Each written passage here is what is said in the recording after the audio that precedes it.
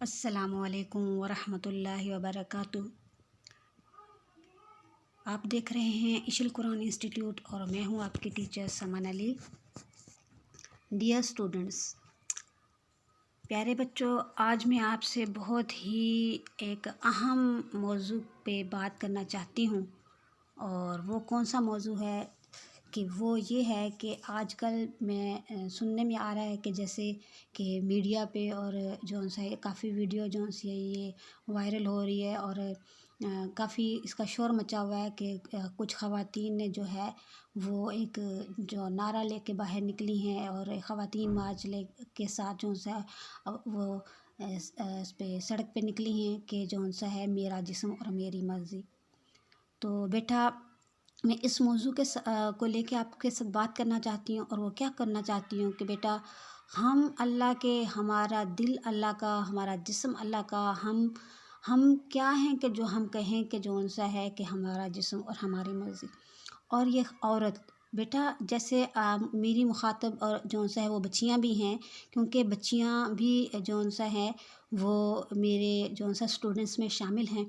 تو بیٹا، ہم جو سا ہیں وہ ہیں ہی کیا؟ ہم مسلم قوم ہیں، اور مسلم قوم کی بچیاں کو اچھے طریقے سے پتہ ہے کہ ہمارے لیے جو سا ہے ہماری شریعت اور ہمارے پیارے نبی اکرم صلی اللہ علیہ وسلم کی لائی ہوئی شریعت، ہمارا قرآن، ہمارے پیارے اللہ تعالیٰ کے احکامات کس قدر اہمیت کے حامل ہے،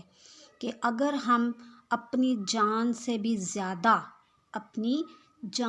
بھی زیادہ نبی اکرم صلی اللہ علیہ وسلم کے ساتھ محبت نہیں رکھتے، ان کی لائی ہوئی شریعت کو عزیز نہیں رکھتے،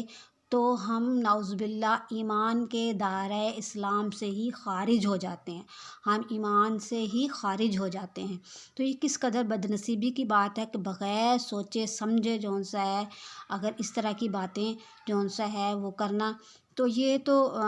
ویسے تو بہرحال یہ صاف صاف نظر آ رہا ہے کہ یہ جو سا ہے یہ باہر اور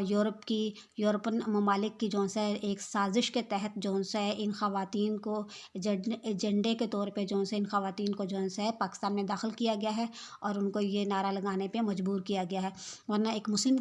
قوم کی بیٹی جو سی ہے، چاہے وہ چھوٹی ہے یا بڑی ہے، وہ اچھے طریقے سے جانتی ہے کہ جو سا ہے اس کے لیے جو ہے شریعت اور اللہ کے نبی کے احکامات، اللہ تعالیٰ کے احکامات، اللہ کے نبی اکرم صلی اللہ علیہ وسلم کی لائی ہوئی سنت کس قدر اہمیت کی حامل ہے۔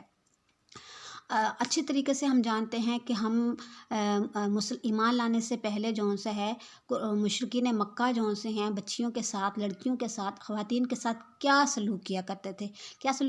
تھے۔ اس وقت جو سا ہے عورت کی کوئی اہمیت نہیں تھی، عورت کو ایک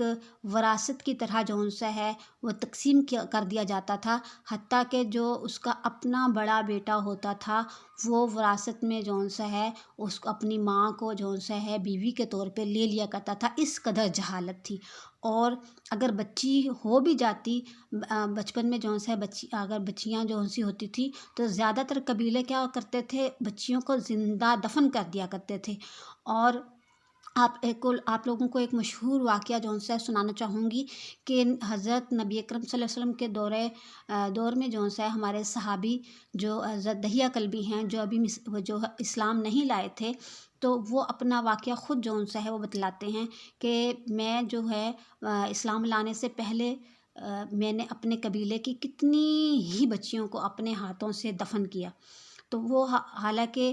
ہم نے کتابوں میں پڑھا کہ وہ اس قدر ایمان لانے سے پہلے اس قدر خوبصورت تھے کہ مشرکین مکہ کی خواتین جو سی ہیں ان کو چھپ چھپ کے دیکھا کرتی تھیں۔